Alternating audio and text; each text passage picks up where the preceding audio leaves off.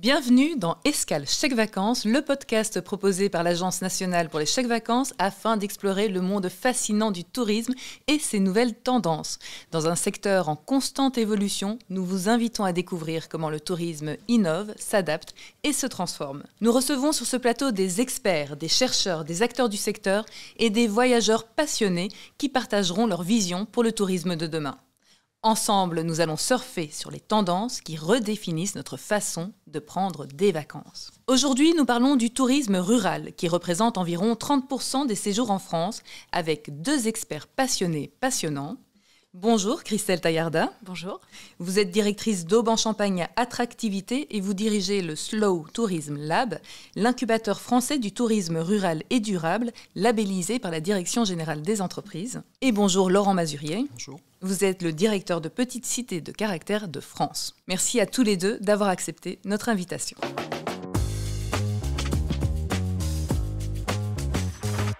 Alors, petite question personnelle pour commencer, si vous le permettez. Avez-vous pris récemment des vacances rurales ? Cet été, comme souvent tous les étés, et je pense que c'est un sujet sur lequel on reviendra, si je veux prendre des vacances avec mes enfants, je ne peux pas prendre l'avion. De toute façon, c'est maintenant devenu la règle. C'est cette génération qui, de toute façon, cherche des destinations de proximité.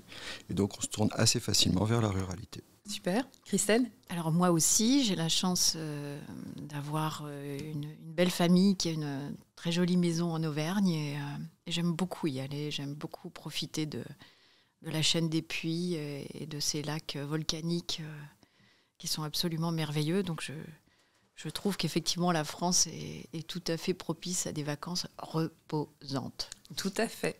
Peut-être une définition de ce qu'est le tourisme rural pour vous ? Alors malheureusement, souvent, c'est ce qui reste. C'est-à-dire, une fois qu'on a traité le tourisme sur le littoral, le tourisme de montagne et le tourisme urbain, il reste le tourisme rural. Donc c'est la grande famille de toutes les destinations et toutes les formes de tourisme possibles qui ne sont pas soit sur le littoral, soit dans la montagne, soit dans les grandes villes. Alors, je dirais en complément qu'effectivement, le tourisme rural, c'est peut-être la solution non pas de vacances, instagrammables, mais peut-être au contraire de véritables vacances reposantes, de déconnexion, de retour à la nature. Donc on est vraiment dans un autre type de tourisme, on est dans ce tourisme du lâcher-prise. Et preuve en est, c'est que la première des choses que veulent faire les touristes en zone rurale, c'est ne rien faire, se reposer. Et peut-on dire que ce tourisme est en plein essor ? C'est un pilier depuis des années du tourisme. Il y a une forme de tourisme qui consiste notamment à revenir sur ses terres, à retrouver ses racines familiales, à aller voir des amis qui là existent depuis très longtemps. Ce qui évolue, c'est des formes de tourisme nouvelles, notamment autour de l'itinérance. C'est-à-dire des formes de tourisme un peu active, dans une autre relation au temps et à l'espace, et avec vraiment la notion de déconnexion. Et ça pour le coup, ça évolue énormément. Cette année, en tout cas, évidemment, la météo et le contexte économique, politique aidant, les gens ont privilégié des zones qui étaient finalement moins chargées, moins fréquentées. Et il est clair que ce qu'on appelle la diagonale du vide, est certainement la partie de France qui a le plus cru. Alors évidemment, elle part de pas grand-chose, donc c'est plus facile de faire un gros pourcentage d'augmentation. Mais effectivement, on se rend compte qu'il y a quand même un souhait aujourd'hui de fréquenter des zones qui sont finalement plus vraies et moins... qu'en indien, on va dire. Christelle, vous pouvez nous parler peut-être de la situation actuelle en Aube en Champagne, que vous connaissez particulièrement bien ? Alors nous, typiquement, on est un département rural. On est un département où, effectivement, on n'a pas la mer et la montagne. En revanche, on a quand même du champagne, on a des grands lacs et on a des forêts, on a des zones extrêmement préservées. On a un parc naturel régional, on a 5 petites cités de caractère. Donc on est effectivement un département en devenir par rapport à ce tourisme qui au départ était un tourisme de passage et j'oserais même dire un tourisme utilitaire. On s'arrêtait pour aller dans le sud, on faisait une escale. Aujourd'hui, on voit qu'on commence à être une destination. Alors évidemment, ce n'est pas une destination pour passer 15 jours de vacances, mais c'est une destination pour se reposer, c'est une destination effectivement où on va chercher autre chose, on va chercher la rencontre avec l'habitant, on va chercher la rencontre avec d'autres artisans qui ne sont pas forcément des prestataires touristiques. Donc nous, on a une croissance à 2 chiffres en termes sur la ville de Troyes, essentiellement, puisque c'est là que nous avons notre offre, mais on loge à Troyes pour finalement rayonner en ruralité. Donc c'est quelque chose qu'on promeut depuis 2015. 2015, on a lancé cette idée de dire, eh bien, chez nous, on va faire du slow tourisme parce qu'on va essayer finalement de faire du tourisme avec ce qui n'est pas essentiellement de l'économie touristique. Et depuis 2015, on constate que ça fonctionne. Et justement, le slow tourisme, quelles sont les initiatives concrètes que vous mettez en place pour encourager ce tourisme rural ? Alors, la première composante du slow tourisme, ce sont les écosystèmes. Et les petites cités de caractère en sont le meilleur exemple. Ce sont des lieux où finalement on va pouvoir retrouver un hébergement de qualité, de l'activité, pas forcément exclusivement touristique. Et encore une fois, ça peut être une visite de cave, ça peut être finalement la visite d'un artisan ou la collaboration avec un agriculteur. Et puis une restauration locale avec des produits qui ont été sourcés en circuit court. Donc ça, c'est vraiment notre travail d'essayer de constituer ces écosystèmes qui vont permettre de faire un séjour en ruralité, alors même que l'offre n'est pas touristique. Laurent, Christelle parlait il y a quelques instants des petites cités de caractère. Pouvez-vous nous expliquer de quoi il s'agit et comment elles s'inscrivent dans le tourisme rural ? Alors, Petite Cité de Caractère, c'est une association qui regroupe aujourd'hui plus de 250 communes, qui se retrouvent autour de plusieurs traits communs. Déjà, nous sommes dans des petites villes et des villages. Toutes ont un patrimoine remarquable qui traduit une histoire ancienne de ville. C'est pour ça qu'on s'appelle cité. On est vraiment sur des cités historiques. Et au regard du sujet qu'on évoque, on est vraiment entre urbanité et ruralité. C'est-à-dire qu'on a des caractéristiques de la ville, mais on est vraiment aussi clairement en milieu rural. Et tout le travail qu'on fait avec les petites cités de caractère, c'est d'une part de dire dans ces petites villes, c'est des endroits où il fait bon vivre, tout simplement, et de travailler comme ça sur la qualité de vie, l'attractivité. Pour prolonger ce que vient de dire Christelle sur la notion d'écosystème, c'est vrai qu'on va proposer aux visiteurs, on va vous raconter l'histoire de la cité, de ses patrimoines, de ses habitants. C'est pas que de la vieille pierre, que des personnages illustres, c'est aussi comment on mange ici, comment on travaille ici, quels savoir-faire se sont développés, parfois des langues, parfois des danses, des chants qui sont typiques et qui font que la culture d'un lieu est toujours différente de la culture d'un autre lieu. Et nous, ce qu'on va proposer aux visiteurs, c'est une randonnée urbaine à travers laquelle on va raconter justement cette cité et son histoire. Et par rapport à cette notion d'écosystème, c'est vrai qu'on voit aujourd'hui que le public que l'on a, alors c'est pas des grands flux, on privilégie vraiment la notion de rencontre avec les gens, la notion de venez découvrir notre histoire, venez partager un temps, notre culture et nos patrimoines. Et les gens justement vont chercher une table où on mange des produits locaux, avec des recettes typiques du territoire, des endroits où on va découvrir le geste et des métiers, des savoir-faire qui sont propres à un territoire. Enfin, je pense notamment à une commune que Christelle connaît bien, Herville-Châtel, qui a travaillé sur le vitrail. L'église, il y a eu une grande campagne de travaux avec des vitraux extraordinaires, mais vraiment magnifiques, et que personne ne connaît, qui font l'objet de livres d'art. C'est vraiment du très très haut niveau. Et à côté de ça, l'ancienne prison est devenue un petit centre d'interprétation pour donner les clés de lecture. L'ancienne halle est devenue l'office de tourisme avec un espace d'exposition. Et puis vous avez des maîtres verriers qui ont été accueillis et qui vont vous permettre de découvrir le geste. Et comme ça, vous avez un petit écosystème pour découvrir, vivre une expérience de tourisme qui va être à chaque fois différente. On insiste beaucoup là-dessus. On n'est pas sur un modèle, mais sur des propositions de découverte. Et comme ça, on maille le territoire, on maille la ruralité de ces petites pépites patrimoniales. Et vous ressentez que c'est un besoin de la part des touristes ? C'est un besoin de déconnexion. On est vraiment sur un autre rapport au temps et à l'espace. C'est-à-dire, et nous, on est les premiers à travailler là-dessus. Le temps de la visite, à pied, posez vos écrans. La découverte, on préfère qu'elle se fasse autrement que via un téléphone portable par des rencontres. Ça veut dire en face aussi qu'il faut qu'on soit sur des flux de visiteurs acceptable par le territoire, pas que ce soit invasif, pas que le touriste soit perçu comme un parasite ou une vache à lait consommateur. On peut parler de plus d'échanges, c'est ça ? Par exemple, on a travaillé sur des animations qui nous sont propres, qui est un petit peu l'équivalent des journées du patrimoine, mais au lieu de partir des monuments, on part des gens. Racontez votre patrimoine. On prend un thème et racontez votre patrimoine, racontez votre histoire, illustrée par des récits ou en ouvrant les portes. Et il y a un public qui est très demandeur, effectivement, de ces petits moments un peu de temps suspendu où on va rencontrer des gens et un territoire. Oui. Comment les territoires peuvent-ils s'approprier cette approche de tourisme rural ? Vous avez des conseils à leur donner ? La première chose, c'est de bien référencer son offre. Et l'offre en tourisme rural, elle est bien plus large qu'une offre touristique. Ce qu'on disait tout à l'heure, effectivement, sur les rencontres, mais aussi des artisans qui vont accepter, peut-être pas toute l'année, mais peut-être à certaines périodes de l'année. Un château qui est ouvert aux journées du patrimoine, c'est déjà une offre touristique. Bien, tout ça, il faut la référencer. Et c'est la complexité du tourisme en ruralité, c'est que l'offre est disséminée, elle n'est pas toujours disponible, elle n'est pas toujours accessible facilement, mais il faut bien l'identifier.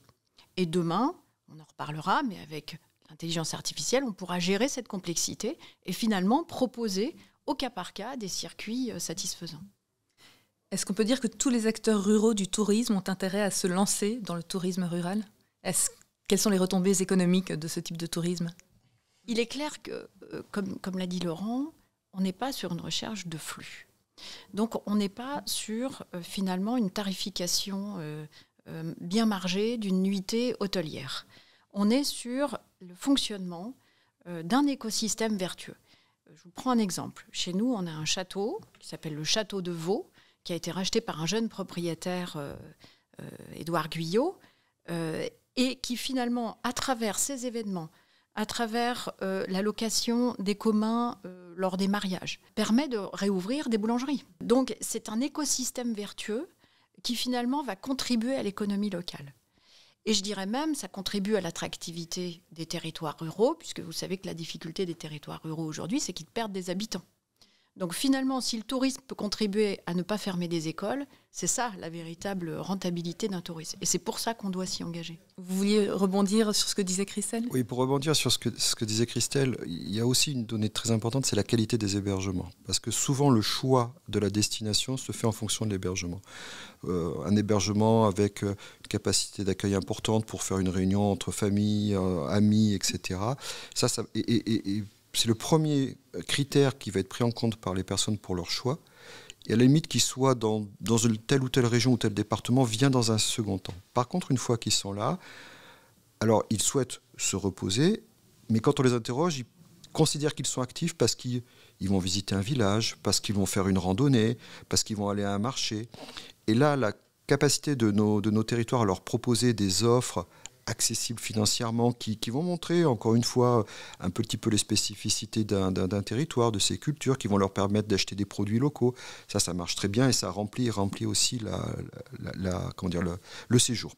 Et est-ce qu'en termes économiques, ça permet aussi de rallonger la saison touristique pour ces cités Alors, on a aujourd'hui une économie dans la ruralité qui effectivement commence tôt et finit tard.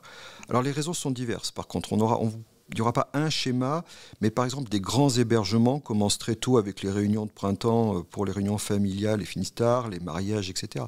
L'itinérance commence très tôt. Le public itinérant commence sa saison très tôt. Moi, j'ai un souvenir de gens qui avaient investi dans une chambre d'hôte Monestier-sur-Gazeille, qui est le départ du chemin de Stevenson.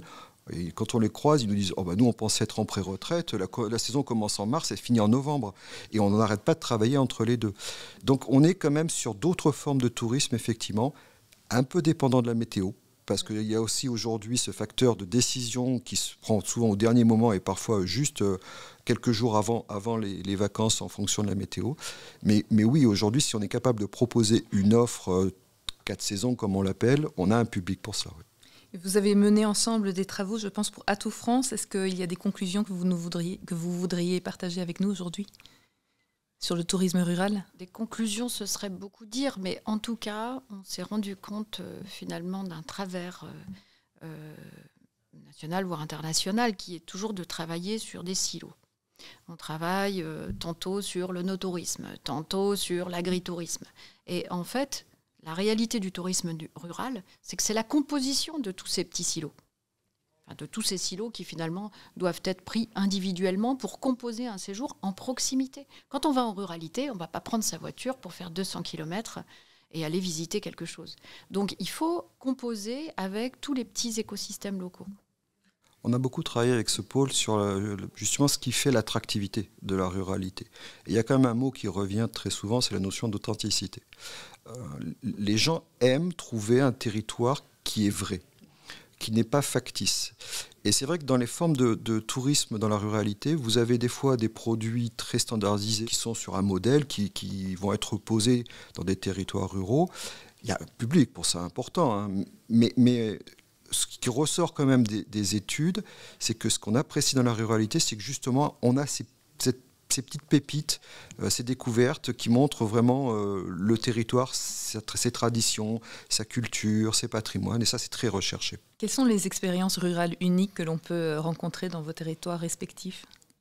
Alors, moi, je vous parlerai, puisque Laurent a parlé d'Herville-Châtel, et que c'est un très bel exemple, je vous parlerai de la ville de Chaours. Chaours n'est pas très loin d'Herville-Châtel, et on est sur le village, donc appellation du fromage, que vous connaissez tous. Donc vous pouvez évidemment déguster ce fromage dans les restaurants de Chaours. Vous avez une église absolument magnifique qui comporte une mise au tombeau du XVIe siècle et qui a été réalisée par le maître de Chaours. Et donc c'est toute l'école de la sculpture champenoise qui a été initiée à travers ce type de sculpture qu'on peut retrouver jusqu'au MoMA de New York. Mais là, vous l'avez évidemment gratuitement. Les églises sont encore gratuites en France, en tout cas chez nous. Profitons-en. Voilà. Et quand vous rentrez dans cette église, l'orgue est incroyable, exceptionnel. Il y a des organistes du monde entier qui viennent y jouer. Donc vous pouvez avoir finalement cette expérience à la fois musicale, si vous aimez la sculpture, culturelle. Gastronomique, bien sûr. Et évidemment, vous avez des gîtes et des chambres d'hôtes à Chaours qui sont exceptionnelles, dont certaines, d'ailleurs, qui me tiennent beaucoup à cœur, sont très investies dans le handicap et dans justement des communautés multi-âges. Donc je pense notamment à une association qui s'appelle les Petites Loges, typiquement qui fait à la fois un peu de tourisme, un peu de culture, un peu d'animation et qui va justement contribuer à la vie de ce territoire pour les touristes bien sûr, mais aussi pour les habitants. Merci Christelle. Laurent ? Alors c'est très dur de sortir un exemple. Moi, par exemple, à titre personnel, je suis toujours très intéressé justement par des histoires que je ne connais pas. On a une petite cité de caractère, Cormicy dans la Marne, qui est une cité qui a été entièrement détruite à la Première Guerre mondiale, entièrement reconstruite, et qui raconte l'histoire de la reconstruction. On a une petite cité de caractère, Aubigny-sur-Ner, qui a une histoire très liée à la famille Stuart d'Écosse, qui chaque année fait des fêtes franco-écossaises, qui a créé son propre whisky, par exemple, en hommage à cette tradition. Une commune comme Illiers-Combray, s'appelle Combray parce que c'est sous ce nom-là que Proust a écrit son œuvre. Et en fait, elle est entièrement tournée vers l'œuvre de Proust. Et vous voyez, c'est autant de petites pépites totalement différentes les unes des autres.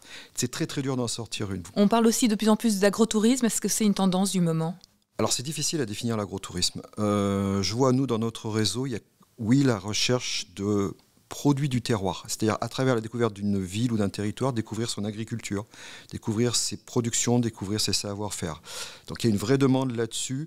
Est-ce que c'est de l'agrotourisme ? Moi, c'est un concept que je ne cerne pas toujours très bien, mais en tout cas, clairement, il y a une demande pour des filières courtes, pour des produits de qualité et qui correspondent là aussi à des traditions de territoire. En fait, en France, les gens décident soit d'être agriculteurs, soit d'être hôtes touristiques.